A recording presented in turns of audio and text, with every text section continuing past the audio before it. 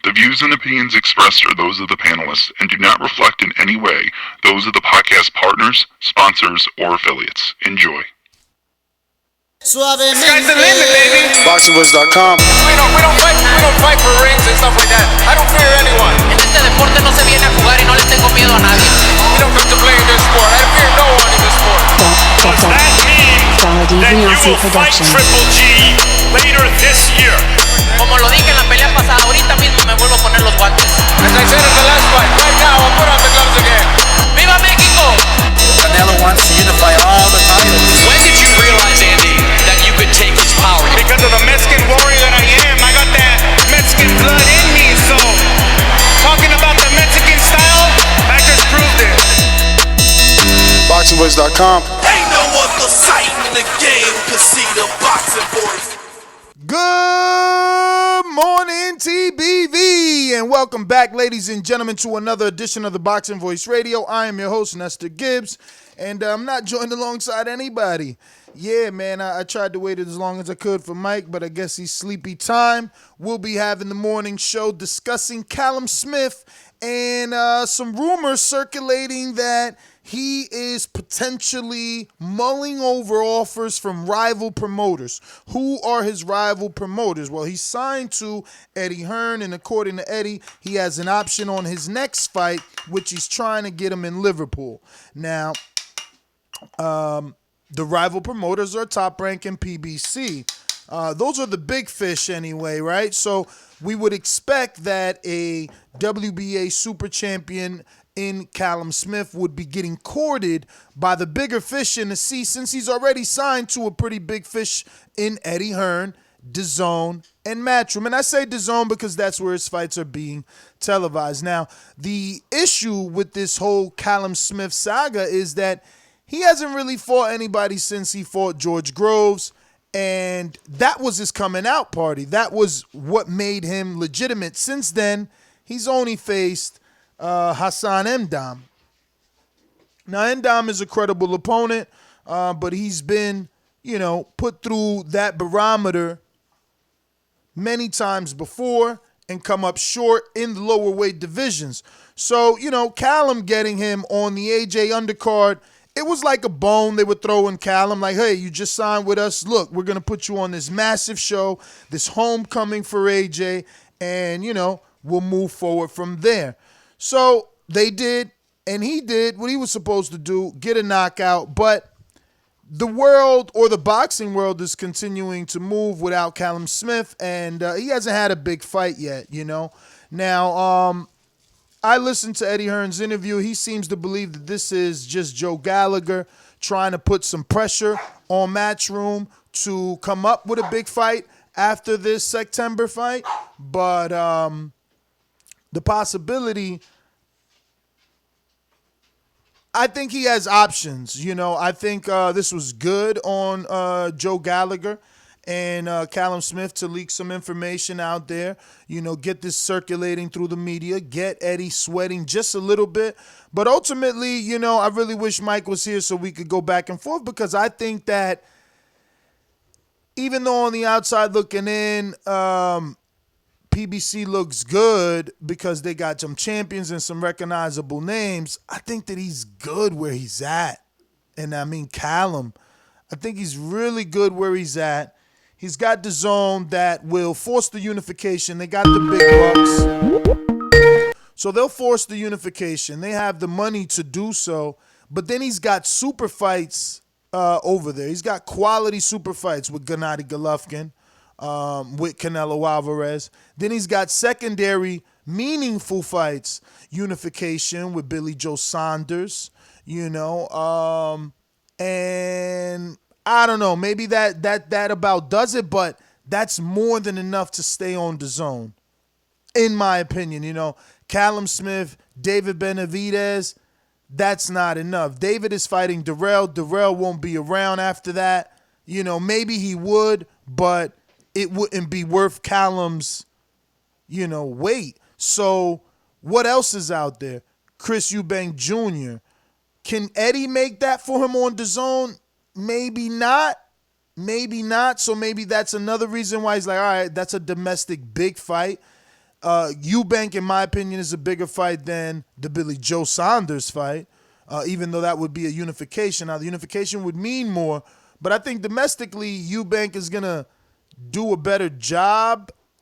I mean, I guess Billy's a bit of a, he's a good guy too. He's a good guy too when it comes to building up the fights. But it looks like I do have my co-host, so I'll bring him in. You know the number to call in if you want to give us your opinion in as well. 1-425-569-5241. Press 1 time. Voice your opinion right here on the Voice of the People hotline. Let's go out to Indiana. Dollar DiBiase Production.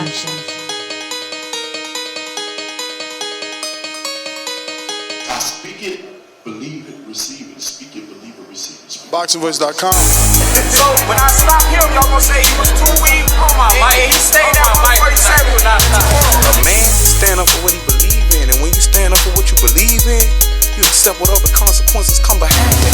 BoxingVoice.com. Yo. Good morning, everybody out there in the TBV universe, back with another one.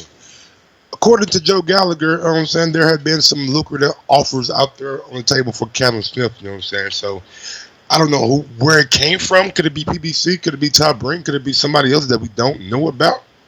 And like Ned said, the last big fight that Callum Smith had was in the World Boxing Super Series, and that was George Groves. So it wasn't like Eddie Hearn got him that fight. It was like the tournament kind of made him fight George Groves because they were in the finals. So yeah, man. I think the Callum Smith and Joe Gallagher are kind of upset. Not upset, but disappointed that they haven't got the big fight yet with maybe a Triple G or Billy Joe Saunders or a Canelo. So they might be looking at their options. And in my opinion, if you want to look at your options, there's a good place to go over in 168 where David Benavidez is, where Caleb Plant is, where Anthony Durrell is, where Chris Eubank Jr. is. I mean, it's a lot of talent over there. So maybe we'll see. But good morning. What's going on, Ness? Sorry for the tardiness, man. I had a long night. Good morning. I just think he's better suited staying at DAZN. That's my argument. I know there's some sexy unifications across the street, but, just sitting here thinking, it's like, bro, he even got the Daniel Jacobs fight. They could offer him the Daniel Jacobs fight so that Jacobs could get another title and Callum could get a legitimate name. I mean, there's way more options and money at DAZN. I mean, I can't even say money, right? We don't know that. Especially if these offers are being rumored to be lucrative. He's already on DAZN. He's obviously mulling them over for a reason, and that reason has to be that they're the bag. But I just think that the bigger names are with DAZN. Like Benavidez is cool. He's up and coming. He's hot. And so is Caleb Plant. They will be there 5 years from now. They will be there. Go ahead and fuck with these old dudes. Canelo, not that he's old in age, but I mean, he's got rounds boxed. He's been boxing forever, so, he's wearing knee pads now. You got Canelo, you got Gennady, you got Jacobs. Those dudes have been boxing for a long time. If you a young up-and-coming Callum Smith, you take them dudes out. Those are big money fights anyway, all of those shits. Then you worry about Billy Joe's and things like that. Yeah, I mean, staying with DAZN is a good idea, too. I just think that, Joe Gallagher is trying to put the pressure on Eddie Hearn. You know what I'm saying? They really haven't delivered for Callum Smith yet. And I hate to use the word deliver because Eddie Hearn has got him to a world title. You know what I'm saying? He has really got his career, in my opinion, in a good direction. But I think Callum Smith is just ready for that big fight, man. He's ready for that career. I don't say career making, but the fight that's gonna put him on the proverbial map of the boxing world. You know what I'm saying? That fight ain't Caleb Plant or David Benavidez. It just ain't. Because Keith already did that. Keith already fought who the world thought was the best in his division twice, and he don't get no respect. So if Callum all of a sudden comes out and fights Plant and Benavidez, 2 years from now, we're going to forget about it. You know what I mean? He needs to go for those names. Daniel Jacobs, first up on the ladder. Gennady Golovkin, old in the tooth. Canelo Alvarez, knee pads. Billy Joe Saunders, no power. Go for those names. They all on your side of the street. Make that happen. Maybe they have been trying to go for those names and they just couldn't land them. You know what I'm saying? Maybe that's the reason why the story is coming out. Nah, they were very close. They were very close to landing the Billy Joe Saunders fight, but they were on the wrong side of the track. That being Billy. Frank sent them for an offer. Offer for seven figures, pay-per-view, all that good shit, but it was only 7, and I mean, look, not that that's bad for them, especially for Callum, but it was Frank, it was co-promotion, right? So now Hearn didn't even reply to the offer because he already knew. He was like, yo, I just gotta bleed you out. You ain't got nowhere to go. Eventually Billy Joe's gonna get frustrated, cut you loose, and come where all the money's at, and that's me. He did. So now, if you listen to the interview, which I have the audio, Hearn said, the interviewer asked him, Billy Joe, he's like, we can make that fight right now. So it's up to Callum. Callum wanted to shake the tree, see what falls out. Billy Joe fell out. Eddie got Billy Joe for you. You could go fight in September in Liverpool, get another little tune-up, and then see Billy Joe in the end of the year. Simple. But I got some audio. Let's just break it down little by little. No flaggies. It's another Joe Gallagher beauty. Where I think Callum's in a position where we have an option on his next bout. I think the World Boxing Super Series was so good and so bad for him. It's so good because he came out with a load of money and a belt. So bad. So he said we got an option on his next fight. So Callum only had the Hassan and Dam fight.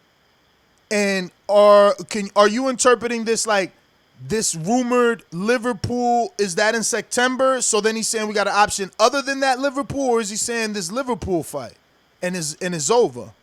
I'm interpreting that as they have an option on his next fight, meaning that fight will be the Liverpool fight, and that's the reason why Joe Gallagher has came out and spoken the way he's spoken.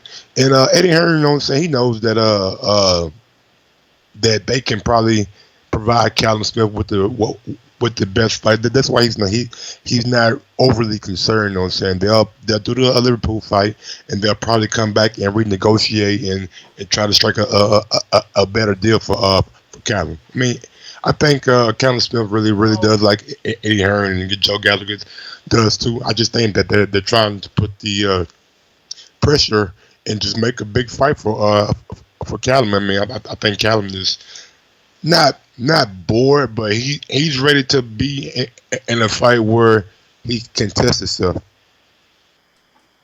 Absolutely, man. Absolutely. Hopefully he gets it, but I can't blame him for that either. I mean, and I kind of but I respect it. Going out on them, not wanting the Hassan and Dams of the world, not wanting to fight these guys that you can beat. I want to go out there and beat in a real 50-50 fight. Billy Joe Saunders, Triple G, whoever's out there, Daniel Jacobs, they all can get it. And like Eddie said, being 6'5", 168, not too many motherfuckers want to get in the ring with a long rangy guy like Callum Smith. Yeah, but that's his job. That's his job as the promoter to get those fights. Like, this dude is, in his prime. He's in his prime, and the World Boxing Super Series, I think, was like in September. Then he didn't fight again until June. And, here we are in August with really no word of what he's doing next. The Liverpool is just a rumor. Is he on that card? I think it's like for sure he's going to be on that. They want to get him out again. I think that's what Eddie Hearn said in the interview that you're doing now. Well, let's see. Come out with his profile affected in terms of where it should have been. Yeah. The massive fights are out there for Callum on the zone, but we've got to deliver it. Yeah, what do you think it means that the World Boxing Super Series affected his profile? Like, he didn't come out the way he should have been. What do you mean? I mean, shit, winning in the World Boxing Super Series, he didn't come out like Usyk did, undisputed. He didn't come out. Who won it last year? Yeah, Callum Smith. I mean, I guess in his opinion, his profile didn't really raise that much. You know what I'm saying? The first round, he had a pullout. He fought a guy that Eric Stronghold or something like that. Yeah, but he beat the shit out that guy. Well, I thought it was a little bit closer than. I mean, that dude bust his nose. Yeah, I thought it was a little bit closer than what the judges indicated, but it is what it is. Second fight, I think another guy pulled out in the second fight, and he fought Swedish guy or something like that. I forget. But I know George Groves was going to pull out because of his injury in the finals, but they pushed it back. And even though George Groves was in the ring, he wasn't 100%, and Callum Smith made easy work of him. And I just think that he didn't come off of the World Boxing Super Series on that high like Usyk did, or somebody like that. I guess like a Usyk, I can get that because Usyk came out with all the belts, but like I think he came out on a high because he got validation. Like that fight made him, the best in the division. Right now, that opinion is kind of being swayed because now Billy Joe moved up and we know eye test what he's capable. We've seen Caleb Plant's emergence over the last 10 months. So, it's changing slightly. But last year, that win made him the best in the division. Last year, 2018, I don't even think Caleb Plant at that time had won the title yet. So, and if he did, he was just winning. And if he did, he was just winning. In a mandatory shot.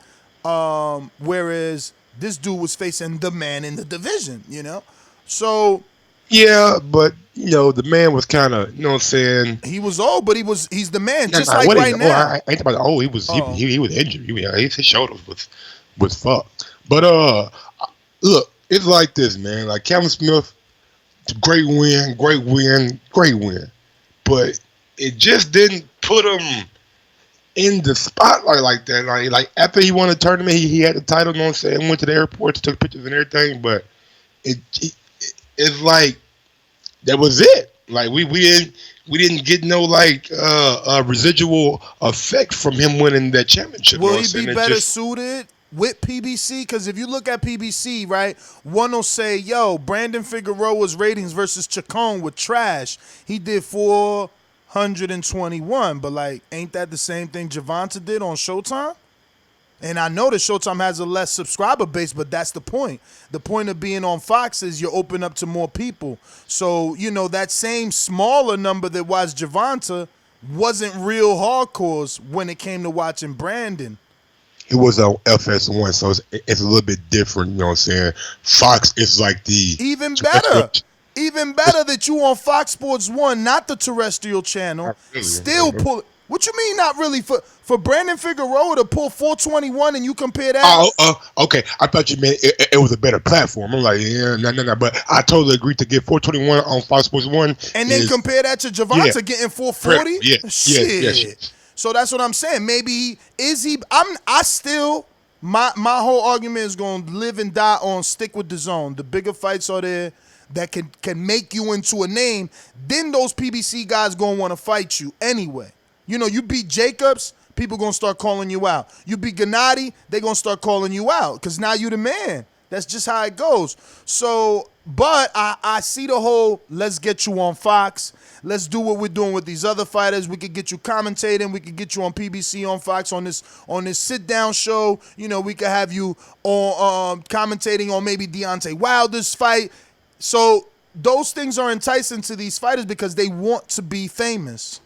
Don't forget, Caleb Plant versus Jose Ustaki did like 900 to 1 million views, and then he came back and fought Michael Lee or the Subway guy and did another 1.1 right before the pay-per-view. No, I know. I mean, that's what I'm saying. They can get you ratings, but can they get you the big name fights? Can they get you Canelo? No. Can they get you Gennady? No. Can they get you Daniel Jacobs? Are they going to be able to get you Billy Joe Saunders unification? Nope. So, do you really want to come over here and get more popular? Now, there's a backdoor plan, right? Come over here, get more popular, fight on terrestrial television, unify with Caleb Plant and David Benavidez, have 3 titles, then we look back at the zone and tell them, yo, we want to negotiate with Billy Joe Saunders. Same thing Earl Spencer's doing. Collect the titles first, then go talk to Bob. So for Callum, if he joins PBC, if he's that good, collect the titles from Caleb Plant and David Benavidez, Anthony Durrell winner in a couple of days, and now you got 3 pieces of the of the puzzle. And I thought you said you heard through the grapevine that he was going to get that WBC shot anyway.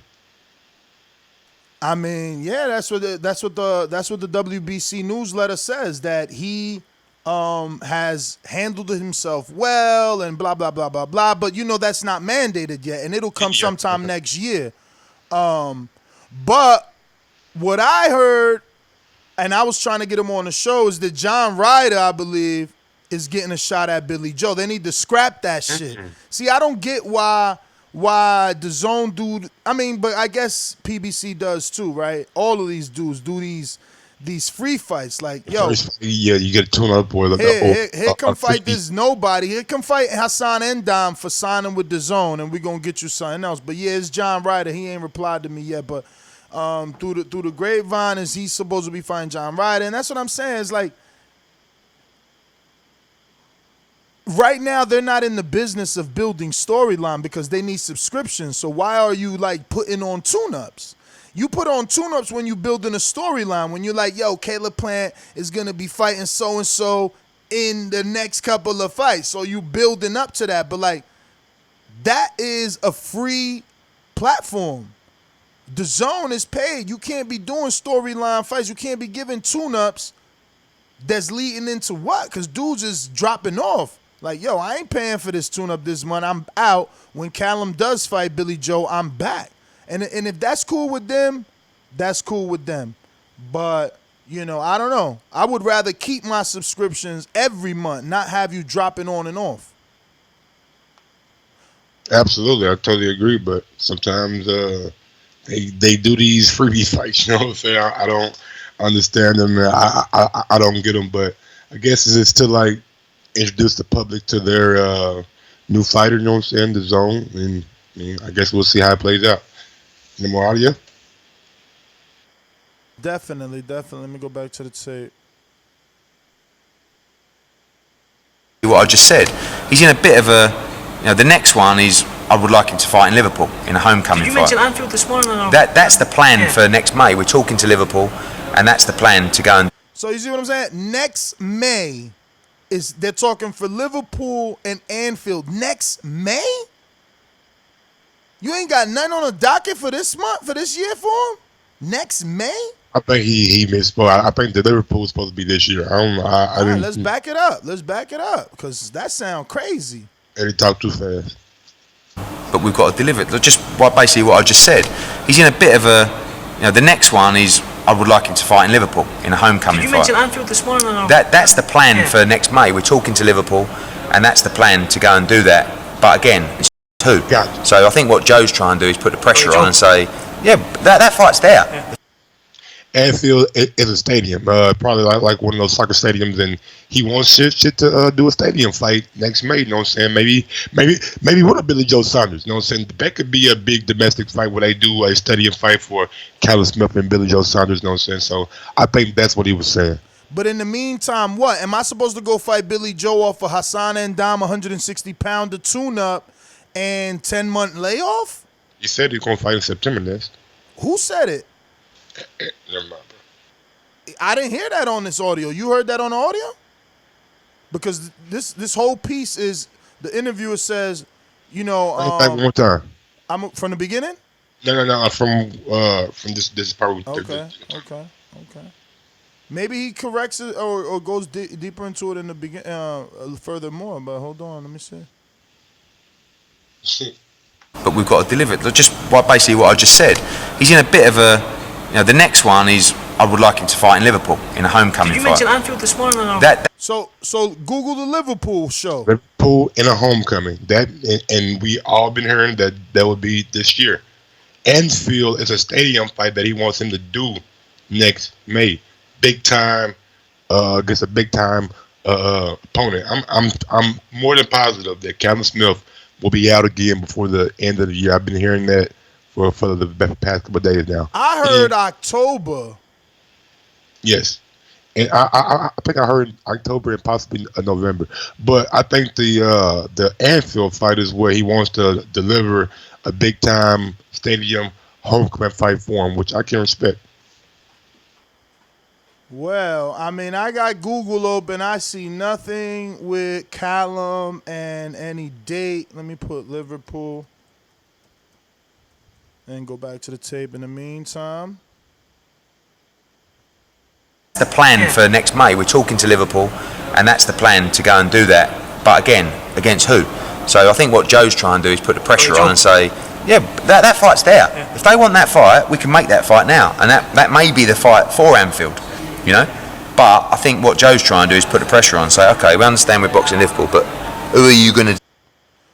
All right, so who are you going to deliver? See, so Liverpool is what they're being told, but they don't have an opponent.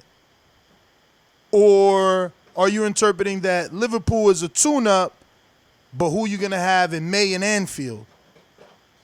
Both spots is in Liverpool. So you know what I'm saying? Anfield, it's just like a soccer stadium or whatever. And yeah, I mean, I'm interpreting that shit.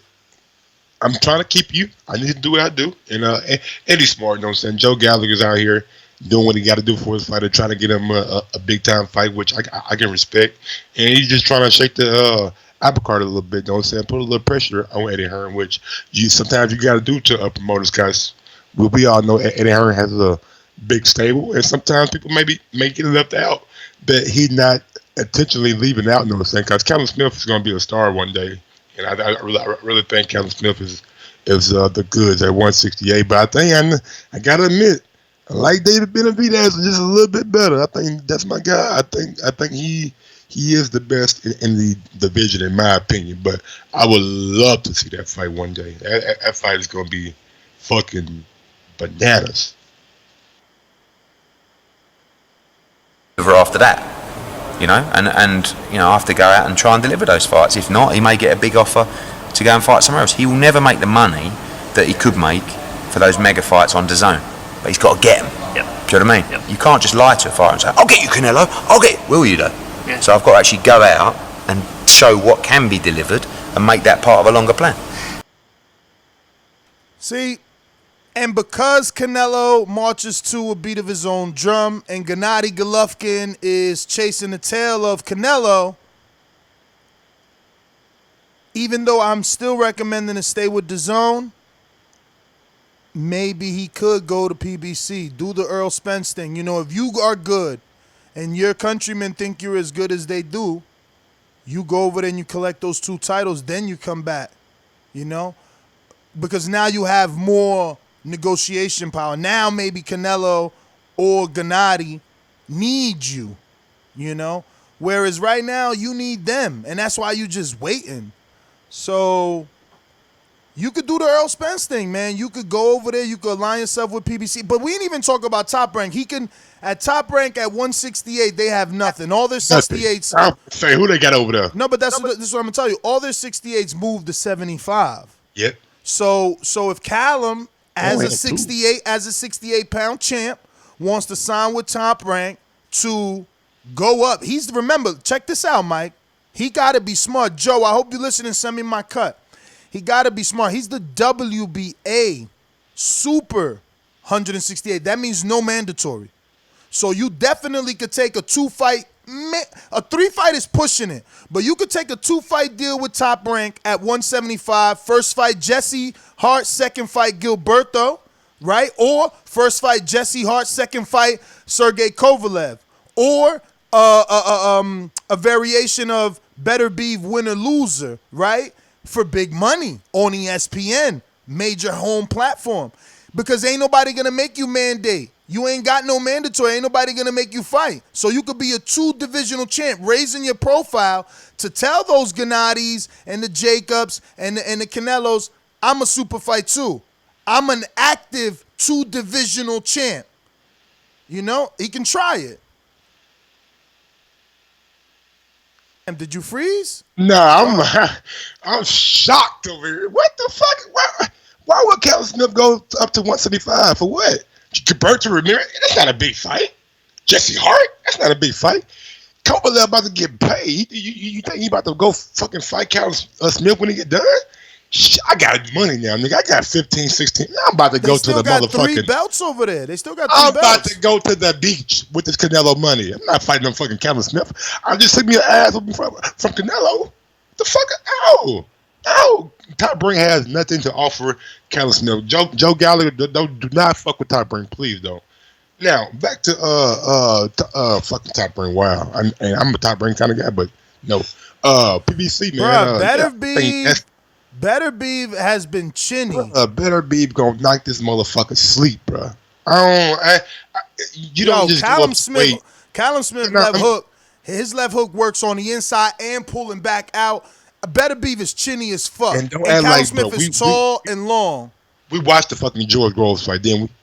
George Grove had some success early on in that fight. The Callum Smith got on his ass right around. It's a fight. You gonna land punches.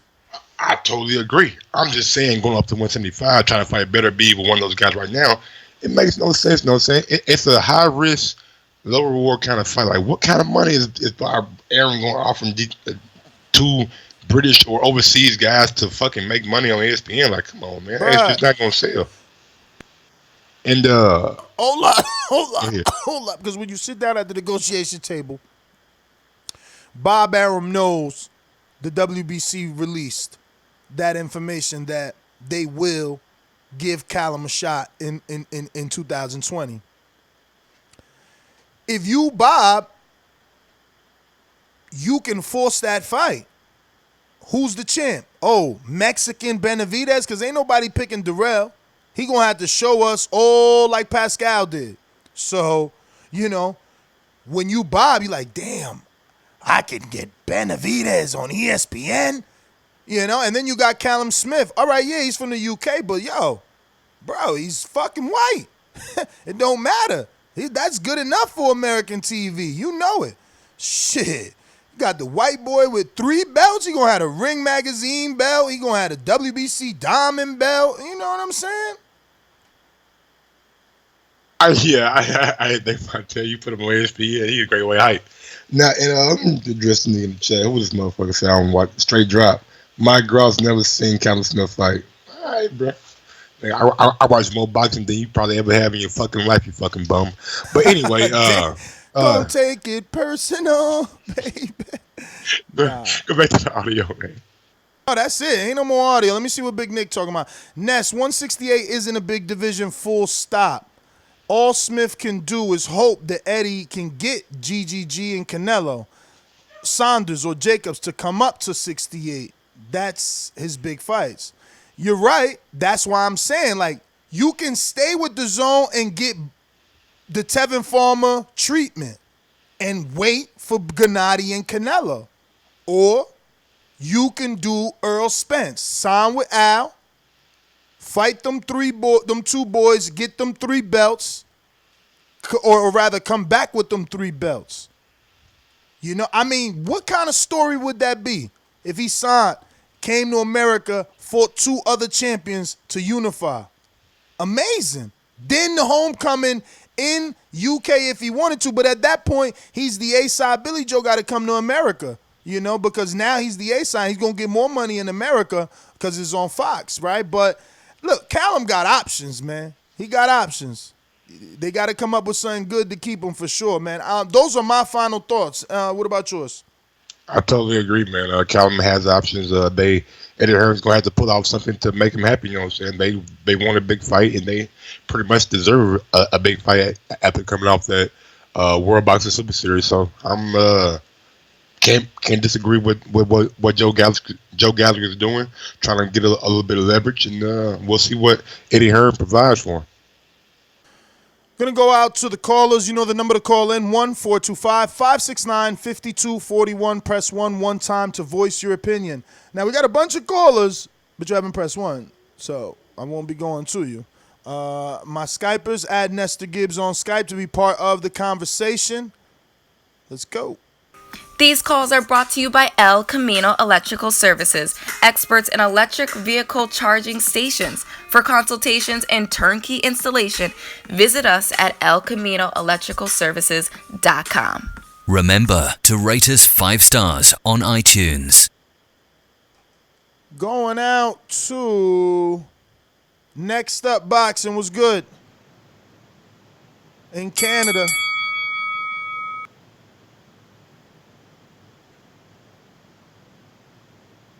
You got to unmute, champ. Yo, what up next up? Going once. Going two times. All right, while you figure that out, we're going to go out to B. Paulie. Talk to me. What's going on? What's going on? Oh, what's up next up? Talk to Good me. morning. Good morning. What's going on? Can you hear me? We hear you, but you got your audio playing in the back.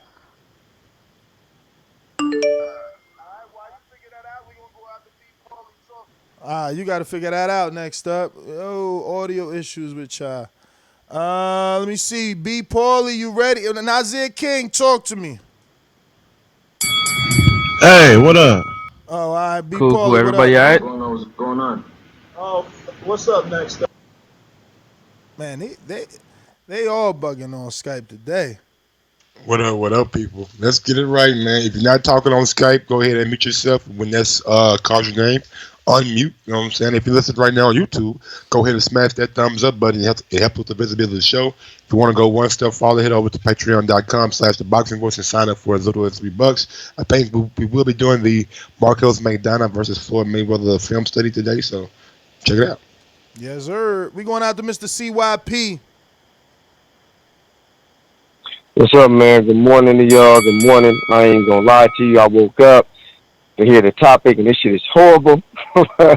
Damn, I woke up for this. But anyway, you know what I'm saying? I appreciate y'all getting up doing the show anyway. Wait. What's God wrong with damn, this I mean, topic? shit. I ain't even gonna lie to you, man. I was expecting to eat you alive from something you was carrying on from yesterday, man. But look, I'm gonna give you some anyway. I noticed you just said that if he comes over, ESPN, you know, he being a white guy with all those belts, he could be a superstar, and that's a good point, man. That's a good point. But when people bring up the fact that Mexicans and their fan base can help them, yeah, you did. Yeah, you did. What I said. Yes, you did. Yes, that's exactly what you said. You said the American public will eat that up. That's what you said. Is not but what I that's said, okay. brother. Let's just say that's not what you said. Let's just say that's not what you said. Okay. But when somebody brings up something about Mexicans and how they can become stars because of their fan base, that's always an issue. And I'm trying to tell you, when it comes to the black boxer becoming a star is harder because his fan base isn't as big. Why is it not as big? Because black people have so many superstar athletes.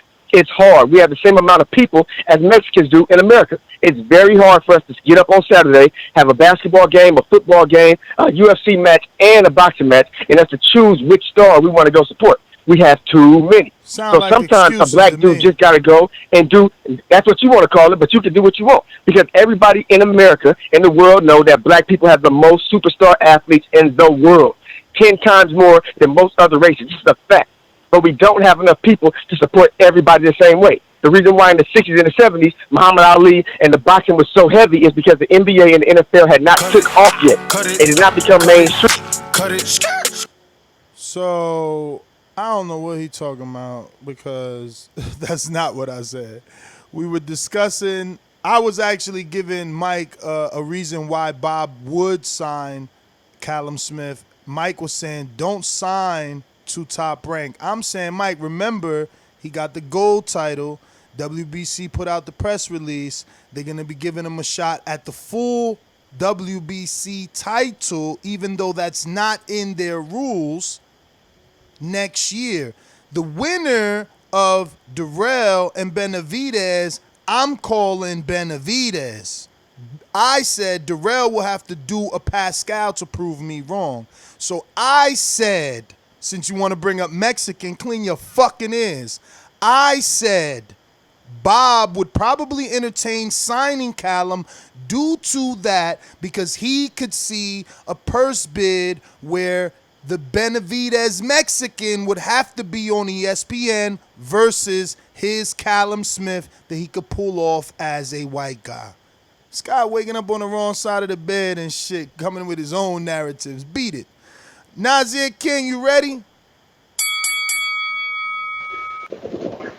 Yo, what's up with the WBSS teaming up with Matchroom, and then now they're having it the fight in London. Yeah, I mean, you're talking about the Josh Taylor Regis fight?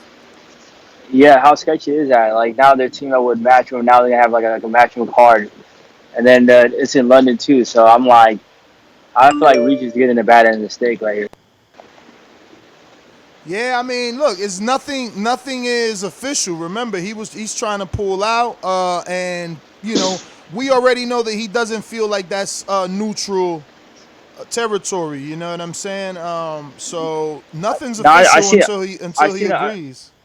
I seen a video last week. He said, I guess he's doing the fight, and then he said if it's UK, he'll do it. If not, whatever. So I think he'll still be up for it, but I feel bad for him. It's gonna be like he might not have to get a couple knockdowns or a knockout to win the fight. I mean, I don't know, man. We'll see again until I see something official. Him and Luke going to court. So until that lawsuit gets dropped and we see that the fight is scheduled, I don't know. All right, cool. All right, bro. All right. What do we got? Rod and 870, talk to me. Hey, what's up, man? I just called in because I heard the caller, not the last one, but the one before that. He actually make a valid point, Ness, if you think about it, because I've been trying to understand for years why black boxers don't have the support from the fan base. But what he said was absolutely on a nail. It kind of woke me up because it's like, if you think about it, as a black man, I could watch LeBron James in the NBA, Carmelo Anthony, CP3. Those could be my heroes. Then I can look at baseball, and you have a couple of guys in baseball that you can follow. Then you have Then you have football, which you have a gang of black athletes who are superstars. So you're trying to decipher who jersey am I going to buy? Who am I going to go see this year? Am I going to spend $300 to go to a Cowboys game, or am I going to spend $150 to go see an Earl Spence fight? And you're probably going to go to a Cowboys game versus a Mexican. They can just say, hey, we don't have anybody in basketball, football, and we do have a few people in baseball, but boxing, that guy's our hero, so we're going to rally behind him. Like in the 70s, where black people, they rally behind the Joe Louis and Ali and Sugar Ray Leonard, because as he said, basketball wasn't a huge sport. Football wasn't really a huge sport at that time, so they rallied behind their superstars and their heroes, which were in boxing. So whether you guys want to say it or not, that's a great point what he made, and it's actually on a nail if you dig deep. It's not an excuse, though. It's true. Excuses. What's the excuse for what? I don't. Listen to me. I didn't hear what you said. Oh, you want me to bring him back? You ain't hear what he said? I mean, I was going. Because I ain't even. That shit went in one ear and out the other simply because he came on and said that Mr. CYP made a great point. And maybe he did make a great point, but the way he should have preferenced it, and since he didn't, I was in La La Land after that. He should have said, Ness, even though he wasn't on topic, he made a great point because he came with his own subject. Nobody wasn't talking about black fighters not having a back end, or Mexican fighters having a back end, or white fighters having a back end. He came with his own agenda. That was not our conversation. But since we want to get into that weak conversation, which is all filled with excuses, I will ask this question. How does a person like Cardi B get as famous as she is then? Because she doesn't have a country.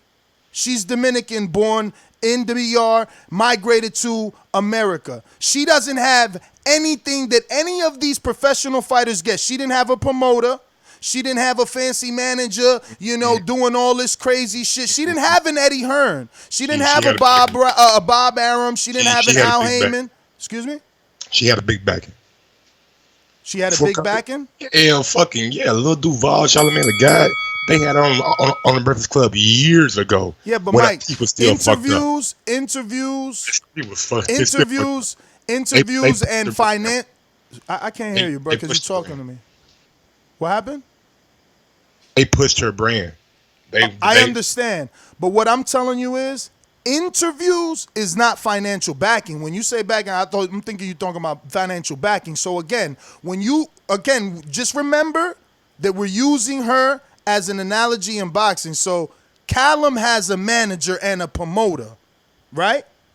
Cardi B, Charlamagne the God, or whatever radio stations you're saying, did they promote her from a financial standpoint? Was she signed to them? Financially, I mean, you Let me finish. Was she signed to them the way that Callum is? Because again, Eddie has to promote Callum.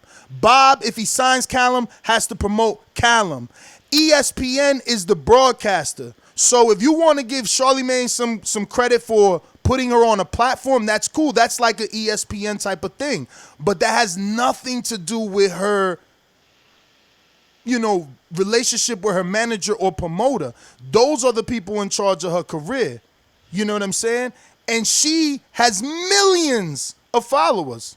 Millions. Like, I don't understand why we got to keep saying in 2020, because he's black, he can't be a star. Like, so only white people follow Tyson Fury? Do only Puerto Rican people follow Jennifer Lopez? Because I'm Dominican and I fuck with Bad Bunny, who's Puerto Rican. I listen to Meek Mill. So I just think that whole train of thought is ridiculous. You know what I'm saying? Absolutely not. I mean, it's always been a double standard in the sport of boxing. I mean, if you can't see that, then that's your problem. The Cardi B thing, look, she got on the platform when she was not very popular at all with Charlamagne the God. That propelled her to get on Love and Hip Hop. That propelled her to have a great music career. And I'm not saying that these guys did everything for her, but she definitely had help along the way, and she had a big backing because of Lil Duval. Lil Duval was talking about Cardi B before she was even known. You know what I'm saying? They were like, nigga, and Cardi B, we trust Cardi B for America, all kind of crazy shit, and that propelled her to get on the Breakfast Club. And then she got in a kind of, I don't want to call it the boyfriend and girlfriend kind of shit with DJ Self that put her on Love and Hip Hop, which propelled her to do music, and now she's taken over. But the sport of boxing, man, we really look at, you know what I'm saying, why people aren't like the bigger stars. Like, look no farther than Deontay Wilder. What does Deontay Wilder have to do to be on the level of a Canelo? He knocks everybody the fuck out. He gives people what they want. He talk brash. He does everything that you want a fucking fighter to do. Why he ain't on the level of a Canelo? I have the answer.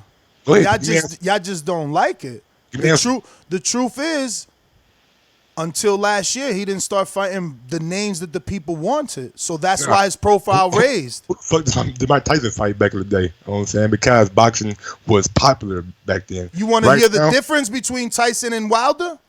Let me tell you one more thing.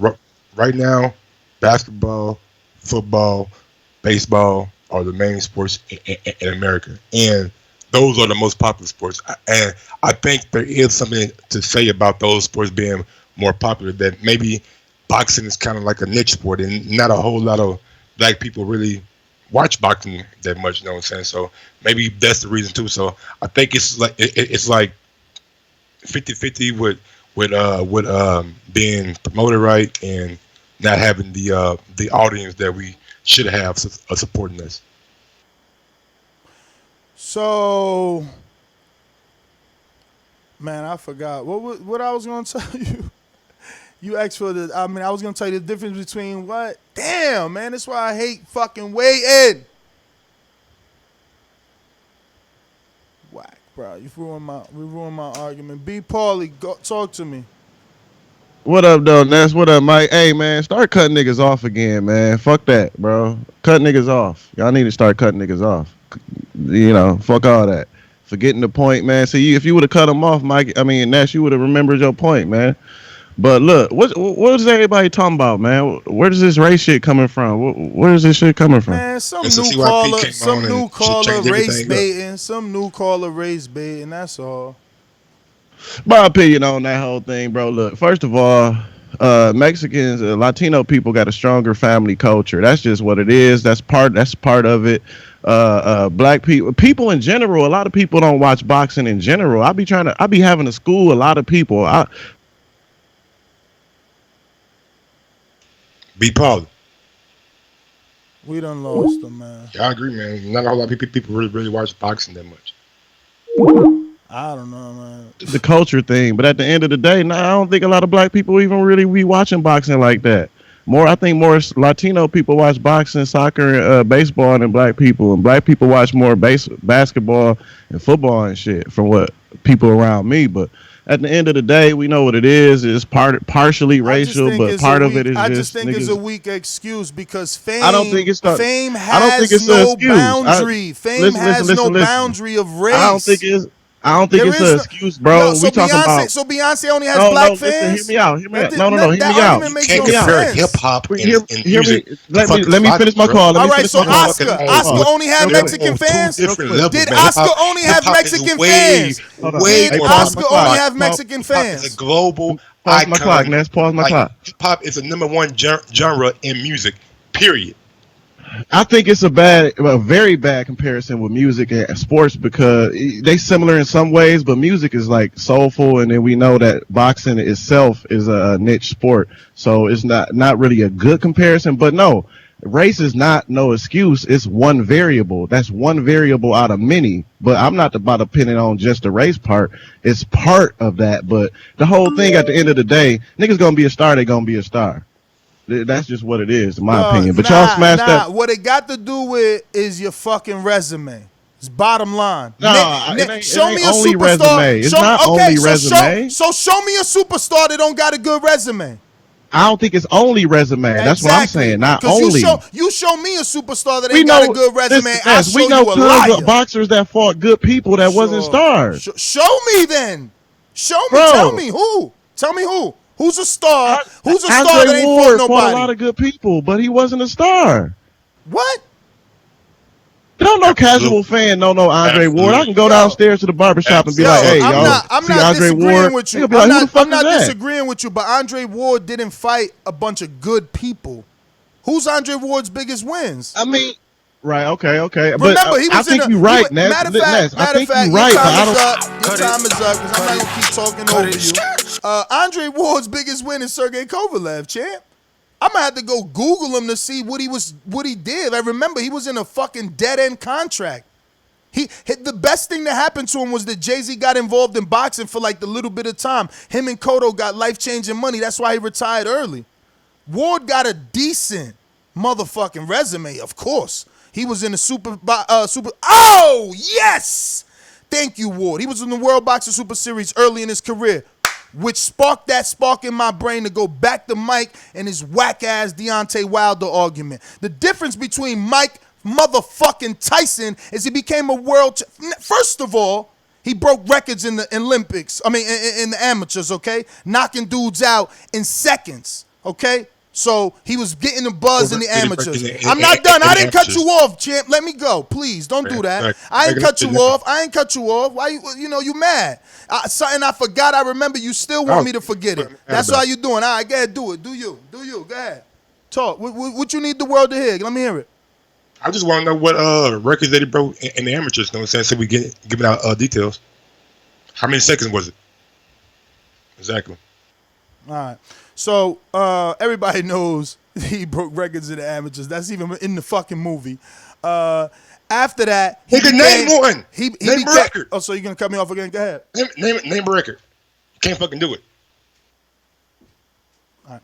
So after that, he became youngest heavy world champion, I think, at 21 or something like that. So that's the difference. What took him maybe 20 fights took Wilder 40-something fights or 39 fights, right? So don't say what's the difference. He knocking everybody out. No, there is a difference. Plus, unfortunately for Wilder, Mike Tyson was in an era that Wilder is not in.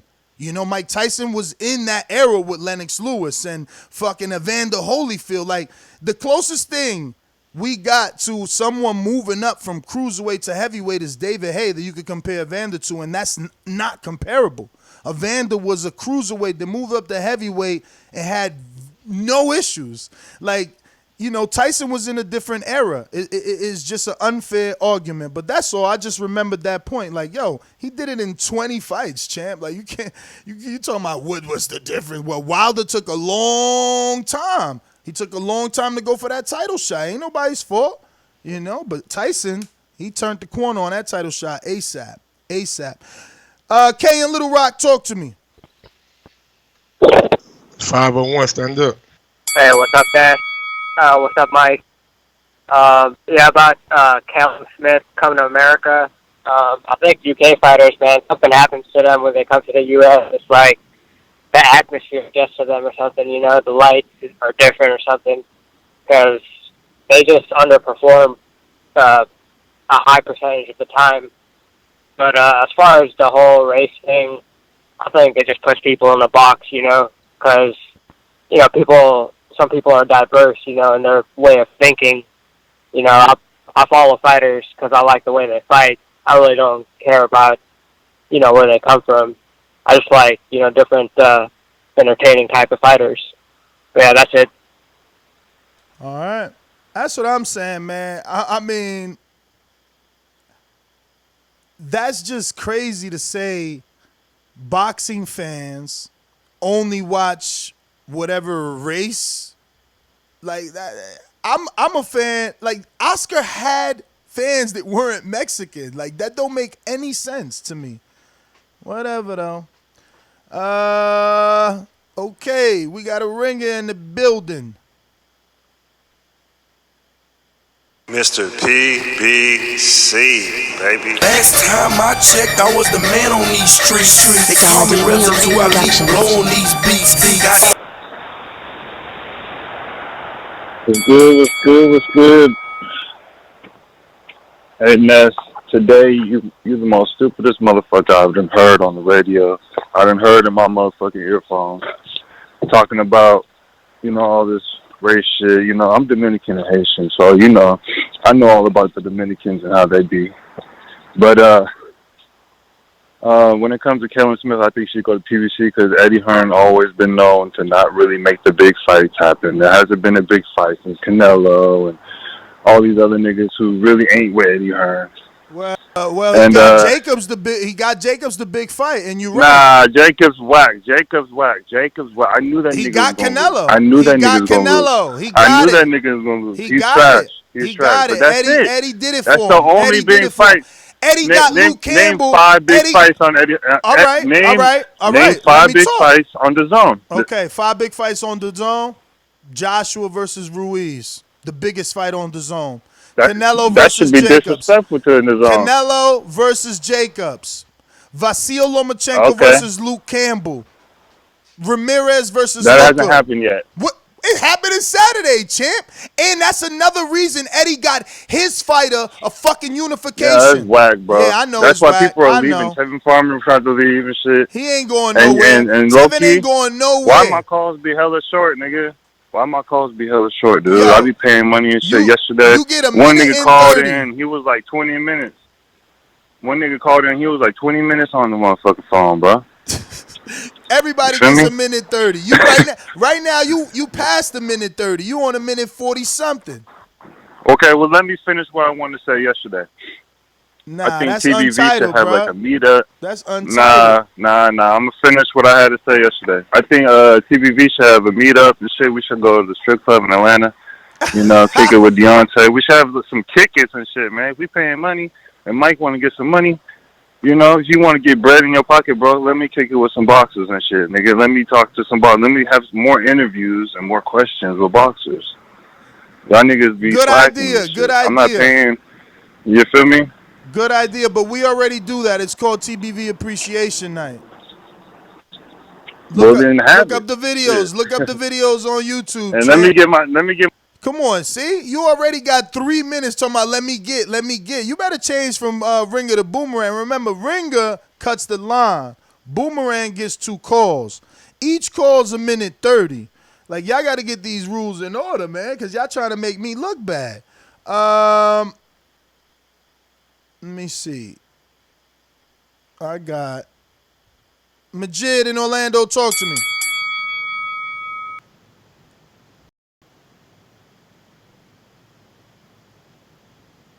Yeah, man, I'm here. Shit, I don't really have nothing to say about Callum Smith except just fight people we know and whoop their ass until your time come.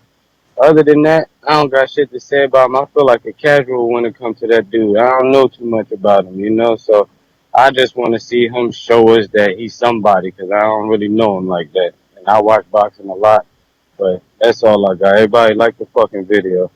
Hold on. All right. T Plums, talk to me. What up? I just want everybody that's been calling in put some respect on black fight fans, because for one, to my knowledge, as far as I can remember, at least 8 of the top 10 fights in world history have included at least one black fighter. Exactly. And they could be fighting another black fighter, or they could be fighting a Mexican, or they could be fighting a white fighter.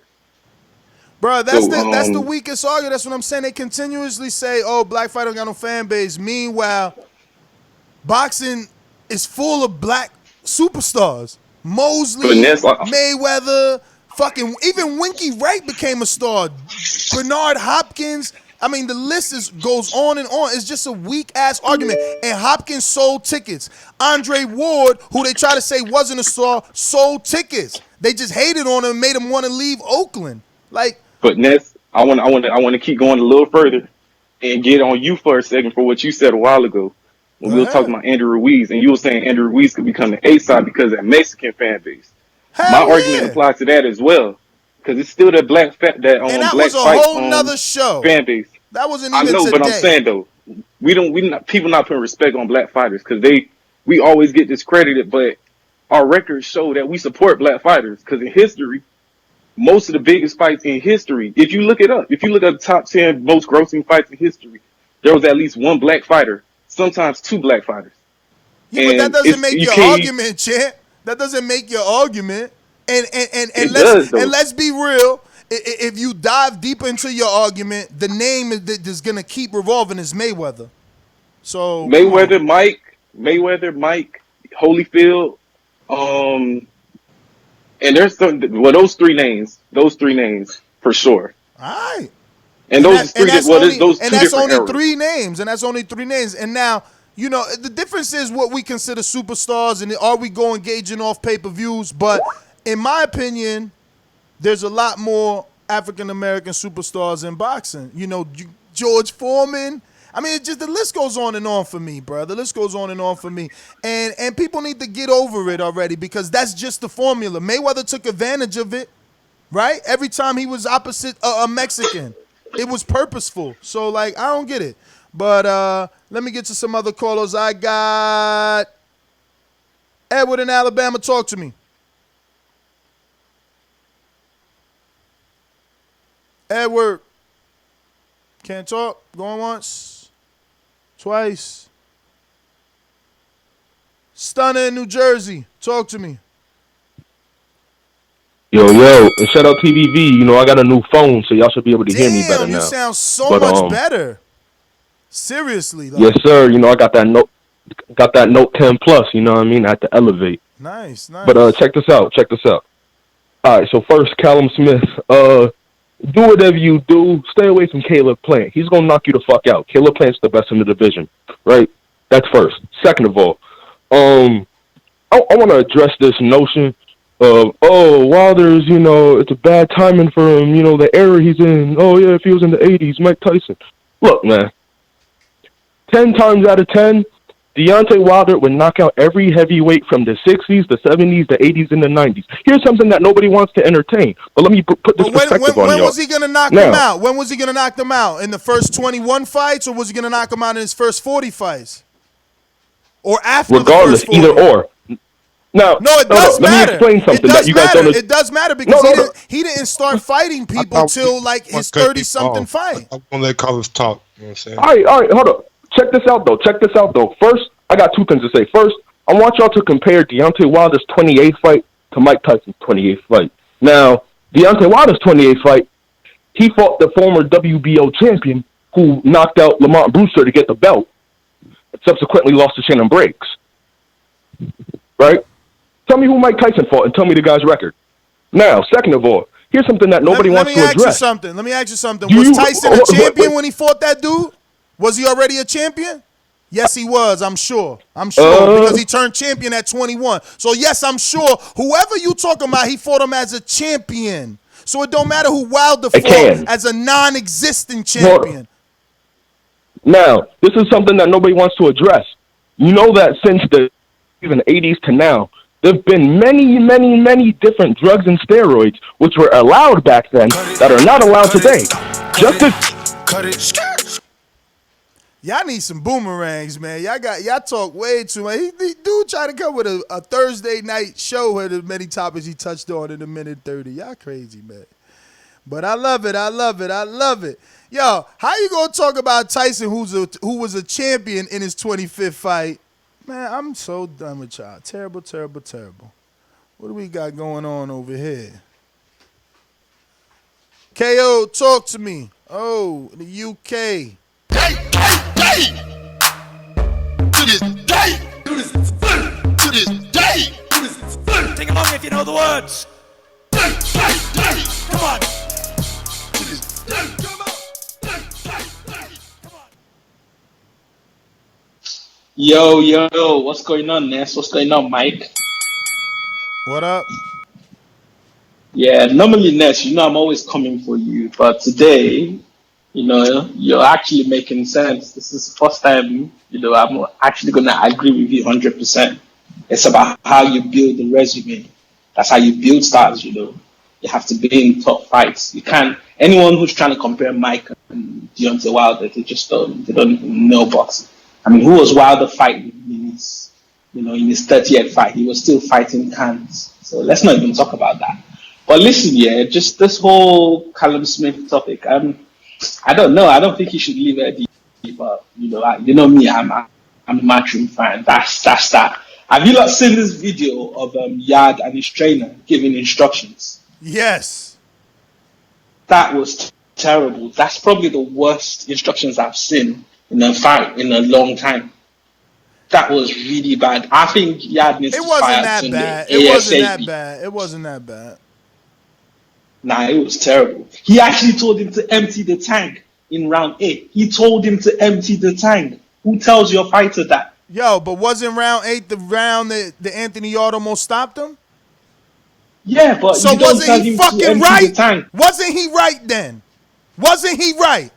He should have emptied his fucking tank, and he didn't. That ain't his fucking coach fault. Fucking Kovalev was dead in the 8th. That's the whole round we giving Yarde credit for. How you gonna get mad at him? Listen, Mike, anyway, you ain't got no more boomerang and your time is up. Mike, this motherfucker right here, I wanted to do a show on that, but he done took me down that street, bro.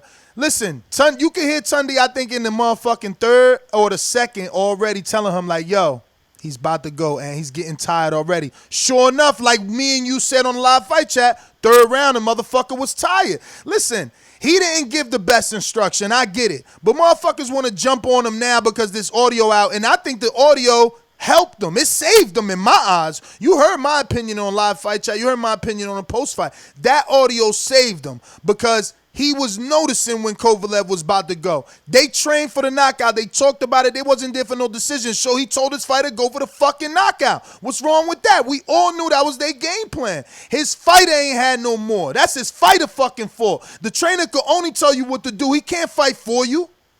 He didn't have no more. And what he said. What he said when he got back to the fucking corner in the 8th round. You think Tunde knew he was tired? No, he ain't fucking know he was tired. He sent him out there. He said, finish him this round. Finish him. And he went out there in the 9th round and he couldn't finish him. You want to blame it on him. Man, you motherfuckers disrespectful. That's why 99% of these fighters take a loss and fucking lead a trainer. Because motherfuckers like you got that small-time ass thinking mentality. Tunde told him he did what he was supposed to do. That was their game plan. Now you want me not to believe their game plan they've been telling us for fucking 5 months? They said they was going for the knockout. He seen him dead in the 3rd. Told him, jump on this motherfucker. To the body, Anthony. To the body, Anthony. And what's wrong with saying lines in the camp? You're supposed to motivate your fighter. But if you don't motivate him, you be still right here criticizing that, he ain't motivate him. He needed to get him his spirits up and all this bullshit. Damn if you do, damn if you don't, man. Fucking shame. I agree. Shame, bro. We got a bunch of new callers here, man. We got 570. Talk to me. Damn if you do, damn if you don't, man. Turn that TV down, bro. I agree. 570, you got there? a bunch of new callers here, man. Pennsylvania, talk to me. PA, what's the business? You there? Yo, yo. Nah, Going he once, done. going twice, He done. going three He done. times. He done. We going to 510. Talk to me. 510. What's that, California, I think?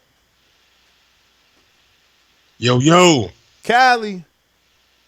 Talk to you. 510 778. Going once. Hello? Yes. What's up? What's up? What's up? Hello, can you hear me? Yes. Yes, sir.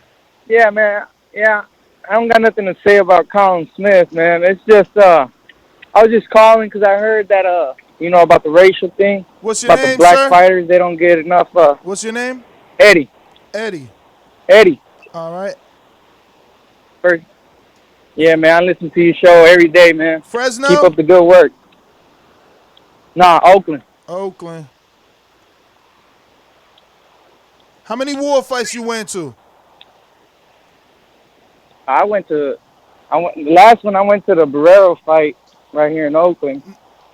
So I was just calling, man, because I heard that Mexicans don't support the black fighters and all the racial ones. And I like to see Crawford. I like to see all those guys, man. I do fucking house parties every time they fight. So yeah, man, I'm just calling, let you know I support the show. Ness, keep that energy up. I like it, man. And keep doing your thing, guys. All right, and that's what I'm saying. See, it's like you can't put a fighter in a box that only his race is gonna back him. That's bullshit. Because, there's plenty of Latin. You look at how many fans Wilder got in the UK. I don't know. That's just a small way of thinking, man. Small way of thinking. I don't know, man. You could be a superstar anywhere, especially now with the internet. And I didn't mean to use music as a comparison. It was just that she built herself from the internet. You know what I mean? Like, she didn't have a promoter. And whatever buzz she got from Charlemagne or Lou Duval, like you said, it came because of what she did on her platform first. They found her there first. And that's what I'm saying. It's like, yo, if someone could be found on that level, how can't you be found with a fucking promoter and millions of dollars backing ESPN or DAZN as your platform? Like, I just don't see how that don't happen. Like, it does. All you gotta do is do the right plan. If you look at all the other stuff, look at AJ. Is it a secret that he was a star? No, it ain't no fucking secret. 16 fight, he went for a title shot. He put all eyes on him. Is it a secret that Lomachenko a star? No, it ain't no fucking secret. He went for a title shot in his second. These dudes put the attention on them. Brandon in Cincinnati, talk to me.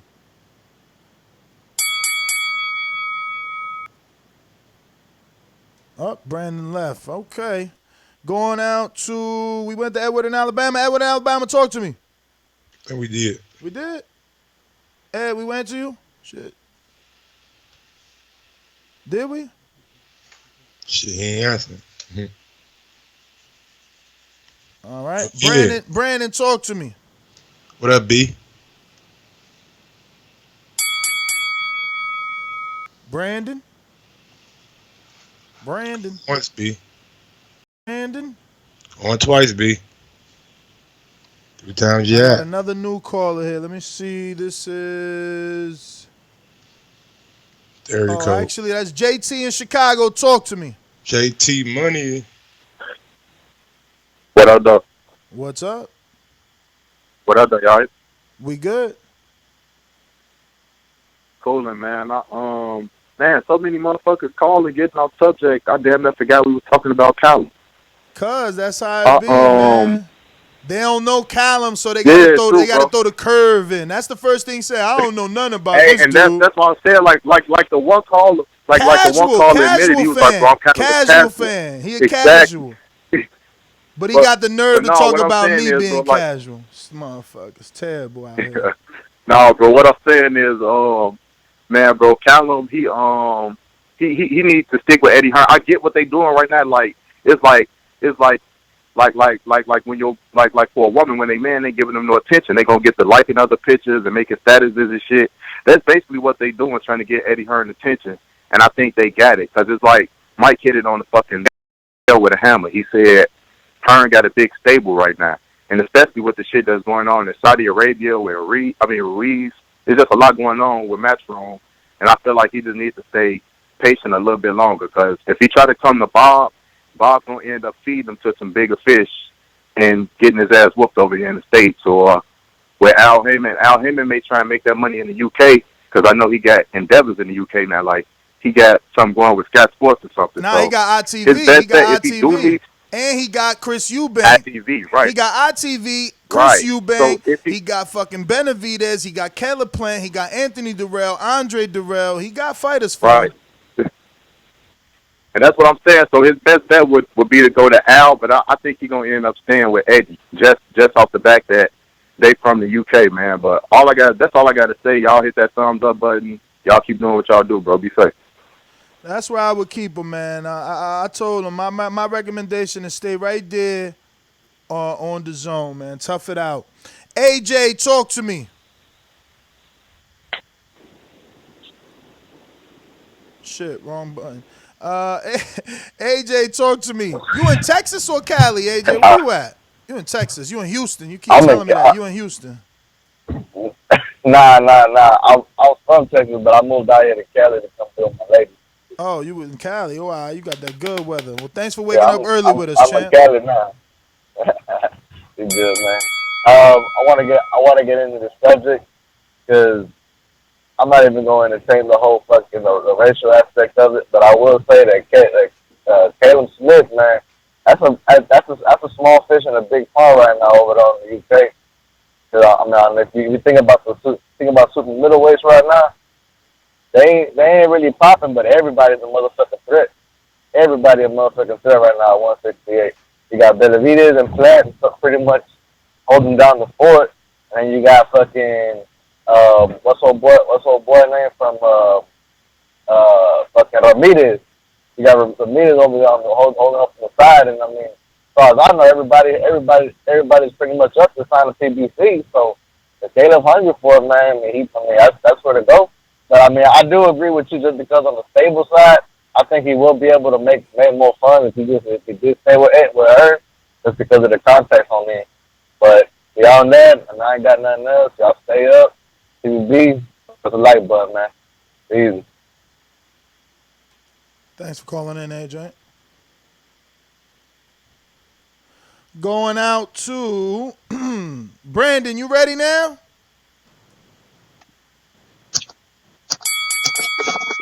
We hear you.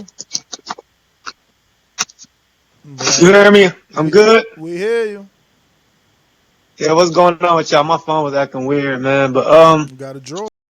Callum Smith in a good spot. I mean, he got options. Shit. I mean, he got big fights on both sides. Well, first and foremost, Top Rank don't even fuck with them at all. They ain't really got nothing over there for him unless he want to move up.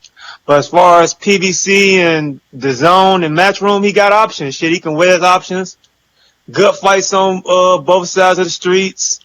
Good names on both sides of the street. Basically, when it comes to him, he should just see who's going to be willing to give him the biggest bag. So he in a good position to be in right now. Shit. So either way it go, he should be good. But as far as that race shit, what happened? Why y'all talking about racing shit? Because I've been in and out of this truck and shit. It don't matter, man. Okay. I thought I heard you say somebody said black people only support black fighters or something. Maybe thought that's what I heard y'all was. No, someone brought up an argument that black fighters don't get supported because Black America has too many athletes to support, so it's watered down, which makes no sense to me. Nah, that ain't what it is. Shit, boxing just a niche sport. That's all that is. Boxing just a niche. It ain't as popular over here. But the people who do watch boxing support black fighters. Shit, I disagree with that wholeheartedly. But yeah, that's my call, man. That's my call. Y'all keep it up. We got a super chat from Rod 870. Ness, we aren't saying that they can't be a star. We are saying there are so many stars that black boxers are 8th in line behind NFL, NBA, NCAA, MLB. etc. Whatever, man. When a basketball player gets a triple double or heating up the court, they get they motherfucking runs on ESPN and all the Sports Center, and people let them know, or we let the world know what was done. No different than when Wilder knocks a motherfucker out and his video goes viral. The news reports it if it's important enough. So now when you fighting stiffies, you gotta lay them stiff so they can report on it. And when you fighting big deal dudes, they gonna report, like Daniel Jacobs, Canelo, and whatever. Even Hooker and Ramirez got a lot of attention because it was unification. When you doing big things, you get big coverage. And since Wilder's been doing big things, he's been getting big coverage. His numbers have been improving. His social media numbers have increased. So don't act like that's not the formula. That's the motherfucking formula. Fight good fighters, get popular. Simple. People out here, I see him in the chat. Oh, Keith got a good resume. He's not a star. So my next question, I guess, is pay-per-view a thing of the past, or does it still justify superstardom? Because that's what they're doing. That's what they're doing. And if that's the case, so then Canelo's not a star because he's not doing pay-per-view no more. So that analogy is stupid. But whatever. Mo, what do you know? Can you hear me, yeah? Hello? Yes. Can you hear me, Nick? I hear you. What's up, man? Cutting grass, nigga? What's up? Yeah, I think he should go to PBC because Eddie's not going to get him no fights. And Callum wants this Anfield fight. It's a stadium fight, Liverpool fight. He would never get him that. Eddie's got no fighters to give him. Who's he going to give him? Saunders, that's not going to happen straight away. Jacob. I mean, the audio says that it can, though. He does say we could do that fight. He does say we can make that fight now. Yeah, they ain't got the fan base yet, and the money going to happen yet. That's going to take at least 18 months to do. Jacobs is not going to take the fight because the money's not there. Callum hasn't got the fan base. So, only thing I think he should go to PBC. I would love to see the fight with Clay Blunt. Them two fighting, that would be a good fight. That's my call, really. All right, well, thanks for calling in. We're going out to that one white boy. What it do? Oh, what's up, man? I'm just working, really. I'm just listening. All right. Well, thanks for tuning in, dog, and thanks for the support. Another super chat from Rod 870. You didn't listen. Wasn't about race. You zoned out. What wasn't about race? It's his argument wasn't about race. Rod 870. Yeah, I know. I told him I didn't listen because he didn't preference his conversation the way I would liked him to. By coming on saying that Mr. CYP had a point, I was tuned out because he ain't had no point. This conversation had no business being on the show. Nobody talked about this. This was his way of avoiding the fact that he doesn't know who Callum Smith is. He's never watched him fight, which makes him a casual fan. You know what I'm saying? That's just that simple. There's no way around it. At this day and age, you can use YouTube to find a fighter and be educated within a day. So, we're going out to Mike in Connecticut. Talk to me. What's good, Ness? What up, Mike? Chill. Yeah, man. I think Callum Smith, man. I know the previous caller just said that he shouldn't stick around and go to PBC, but he's actually said before that he would fight Kovalev and go up to 175. So, if anything, I think he should go to Bob, and because he has all the light heavies over there. So, if that's the case, then go over there and possibly fight the winner of Ostic and fight Zordo Ramirez. Maybe go over there and fight them. But I don't see why he shouldn't fight Billy Joe Saunders. And honestly, it kind of sounds like he's running from Billy Joe Saunders to me, honestly, because I don't get it. That's why Billy Joe Saunders signed to Eddie in the first place, is to get that fight. So why is he running? So I don't get that. It looks like he's kind of ducking Billy Joe Saunders to me, because Billy said he wants that fight. So to me, if he leaves, it's kind of like he's running, in my opinion. That's my call, though. You guys have a good show, man. Thank you. Mike in Connecticut. We're going out to Aaron. Talk to me. What's up, fellas? Good morning. Cali. Ali, I was just Fine. about to ask you that, and I have it Think it, written down. All right, good, good. and we're all over the place this morning on this subject, man. But I think Callum Smith should stay. I mean, Matchroom, and they have the formula of padding your record in the UK. It's not a race thing at all, but it is a UK versus US thing. Padded Smith with padded record with Matchroom, and then a year or two wait for the big fights with Durrell or maybe Plant. That's just a smart business move. But when I look at his record, I mean, there's nothing on Caleb Smith's record that says that he has a big fight on his record, on his resume. You know what I mean? So why go to PBC and you're going to get thrown in the mix with some of the best fighters? And I do think I am going to be biased. The best fighters are in the U.S., hands down. And any fighter from the U.K., when they come over here and they get some of this U.S. business, get that smoke, I mean, we see what happens. I mean, we see it with Yard, we see it with Joshua, and we're going to see it with we'll see it. But, I mean, if Smith wants to put it on the line, then come over here to the PBC, come over here to America. If not, go pad your record in the UK with Matchroom for the next year or two and wait to cash out.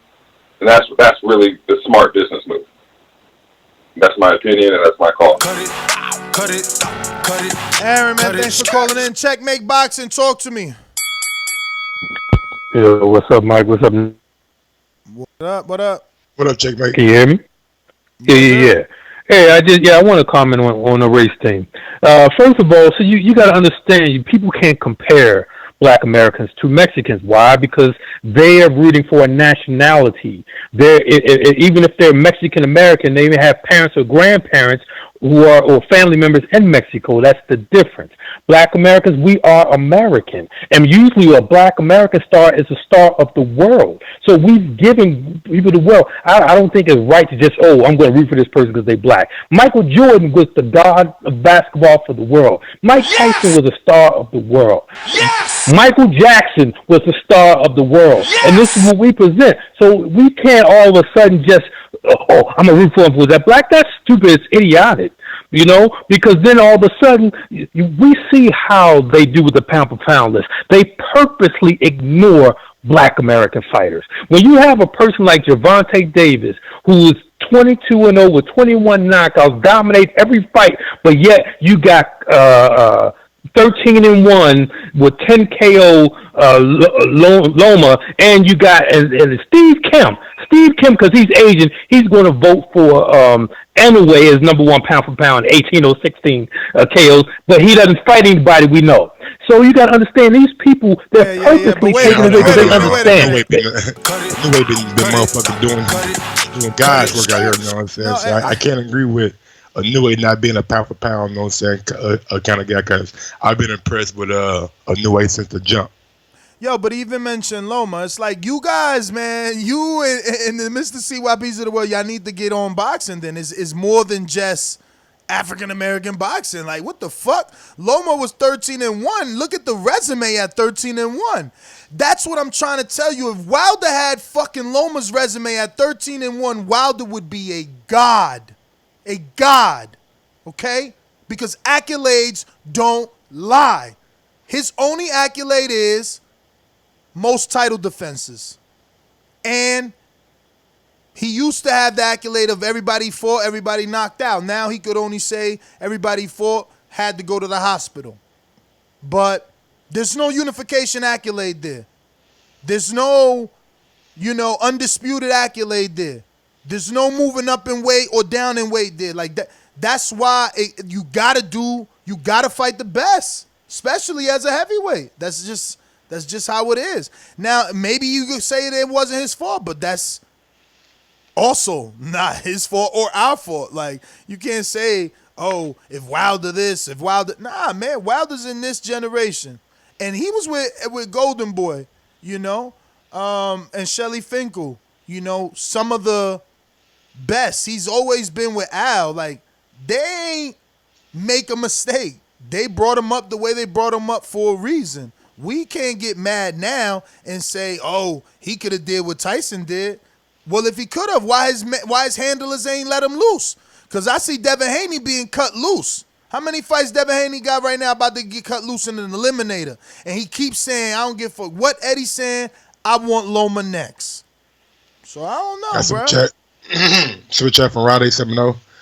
Dumb call. Nobody said only cheer black. Listen.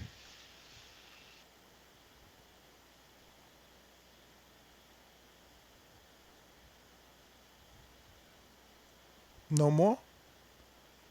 Nah, that was on super chat. I read the other two. Okay, let me see. We got, looks like a new caller in Las Vegas. Las Vegas, Nevada. What's going on? Goddamn, champ. LV, what up? You got us. Oh yeah. Can you hear me? We hear you. What's your name, champ? My name. I go by the Boxing Agitator on YouTube. Boxing Agitator. Talk to us. Let me start I this think clock. Caleb Smith. Right, I think Caleb Smith needs to demand big fights, no matter who he signed with. But my particular choice on if he does leave Eddie is to sign with PBC and Al Heyman. And as far as this race thing, I think we all need to understand that we live under a global system of white supremacy, and the so-called black man or Hispanic man, for that matter, will never get their credit and just due under this global government system of white supremacy. And if we can't see that, that's all our problem, especially as men of color. And I'm out. That's my time. I appreciate it. Man, keep up the good. Oops, sorry. You said I'm out. I'm bad. Keep going. No, that was it, man. That was my take. That was all I had to say. I appreciate you, man. And man, keep up the good work. Stay constructive. All right, brother. Well, thanks for calling in. The Boxing Agitator on YouTube. Check him out. Appreciate the love, and glad that you are a part of the show. So I mean, just to dive into his call, can you reiterate what he said? Like he said, like, because just just because the way the world is shaped, the way Western civilization has been shaped, you know what I'm saying? We all live under the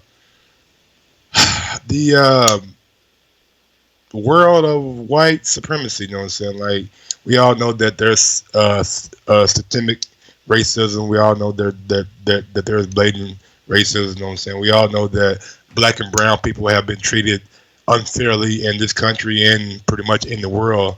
You can go back to the slave days. You can go back to when the Spanish came over and conquered the Mexican people, the Azteca, the Mayans. So yeah, man, I totally agree with everything that he said. Yeah, no, I mean, I don't agree that any of that exists. My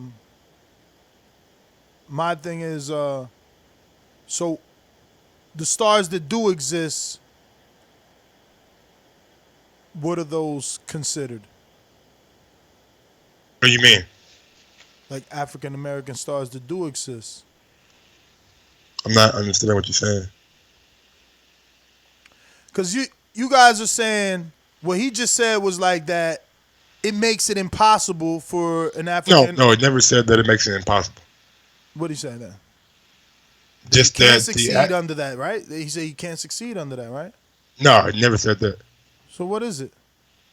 Just the way the world is shaped, like, no matter if you're, take for instance of LeBron James, he's a global star, but he still has a boss. He's still getting his check cut by a white owner. You know what I'm saying? Like, no, you can be like Michael Jackson or Cardi B or anybody out there who's a star, still getting their check cut by somebody who's not of their, probably of the same color. You know what I'm saying? Probably is going to be a white guy cutting the check, and that's all he was saying. As long as, not as long, because it's always going to be like that, because that's just the way that the Western civilization has been shaped. It's just the fact that he believes that, well, I believe it too, that we just live under the rule or the patriarch of white supremacy, and I totally get it. All right, now I understand when you took it to the checks, because yeah, there ain't no way out of that. Yeah, no, I know. I mean, it's facts. You know what I'm saying? Like, it's 60% Caucasian in America, and then I think black people make up like 13% or something like that, and Mexicans make up like I think Mexicans going to be the number one minority. I think in about 5 or 10 years that they were saying. Yeah, they numbers big. We got a super chat. No, I think we got to that already. My bad. I'm just late with that. Yeah, we got one from Lamont 3211. Race is played out. We want best versus best. Absolutely. That's when I was trying to I don't think it's played out, but I do want best versus best. And I think that's the formula. You know, I mean, obviously, again, you ain't gonna break that box that Mike is talking about. Like your check's still gonna come from John Skipper or whatever, someone at Fox. But yeah, man.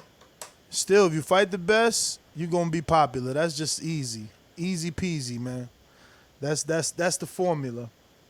Let me see here. Oh, got Texas in the building. Who's cutting Floyd's checks? You got somebody dumb in the chat. CBS Sports. What you mean? Les Moonves. Yeah, the people that own Showtime. You know what I'm saying? Les Moonves. That's who had to sit down. Remember, it wasn't just Al. Al had to sit down with Les Moonves and Bob Arum. There you go. So, you just need to learn the story. JD, motherfucker. There's a lot of things I like to move, so just try to get on my game. I don't know why they gonna call me because I'm a 54-pounder, but I have a brother that's at 160. Yo, had to chime in on that last subject. Actually, LeBron also got his own like movie company, I believe. So I mean, you can also turn the tables. You know what I'm saying? If you choose to invest in your own. Let me talk to you real quick, JD. Where is the majority of LeBron money coming from? NBA and Nike, right or wrong? Yes, Nike. I wouldn't necessarily say NBA. Come on, man, he getting paid $35 million a year. The fuck you mean? Yeah, you're right. My fault. Come on, JD. And we all know. But listen, you can turn the tables though. You can invest in your own. And that's what Jay-Z's trying to do by getting in the NFL and trying to become a majority owner. You know what I'm saying? Like, we got to respect it. Yeah, that's what's up. Hey, what's the topic on this call though? I just might be leaving Eddie Hearn, and we just pondering if it's Top Rank, PBC, or can Eddie Hearn keep it? You know what I'm saying? By giving him big fights. Callum Smith. I don't know too much about the guy. I only seen his last fight. Which fight was that? He looks like a good fighter. Which fight was that? Pull your whatever dude he whooped some dude ass. What dude? Yeah, he whooped some dude ass, man. Some dude got his ass whooped. What he look like? Shit, I don't remember. He lost. So you ain't you really don't remember watch. the losers. So you ain't was really there, watching. man. So you ain't really was at the watching. fucking house. So you ain't really watching, huh? He was there. Nah. Bro, you was at my house. How you watch this fight? You was at my house. Callum Smith. Bro, I do not remember that shit. Exactly, because you just sitting here lying. All these hardcores faking like they hardcores, man. No. Wait. Hold on. Bro, Who he fought? This was on the undercard of AJ versus Ruiz, and you was in my house, and we ain't even watched the undercard. We only watched the main event. Yeah, because I got there at the time for the main event. All right, so how you? So I didn't see none of that other shit. He got caught. Well, okay, no, I'm talking about the fight before that, bruh. Before what? Before this? Before the fight you don't before know. That one. Before God the one damn on, it. all right, so who he fight that fight? Who he fight in that fight? Bro, I don't remember the losers. How you don't remember who he fought? That was for some titles. Who did he fight, bro? Hey, listen. Stop. All I know. Y'all better go do your homework on Callum Smith when he come in and knock. Hold on, wait. Don't cut me off yet. Hold on, because I got to get this off. All I know is he was worthy of a Canelo shot. Because he looked like he nice. Well, Canelo fake called him out. That's his trainer throwing Canelo name out there a lot. I don't know Canelo. I don't know if Canelo called him out, but JD, I man, need to get on your ass about this Canelo shit from yesterday too, man. man, you need to start calling in. Peace. I'm your host, Nestor Gibbs. Instagram and Twitter at NestGTO. Mike. I thought you had another caller. Follow me on IG at Gross1911. I mean, hold on. Let me try Majid again. I'm sorry. What up, Majid, you there? Talk to us. Florida, sunny Florida. He's probably just working. All right, no, all good. Oh, actually, I think we did get the Majid, though. I'm high as fuck. Follow me on IG at Gross1911 or on Twitter at Gross2312. And if you want to support the GoFundMe, which is a Ford MXV, and if you don't know what a Ford MXV is, just YouTube it, Google it for me, and you will see why that vehicle is the best vehicle for me personally. But, yeah, man. Until next time. Peace.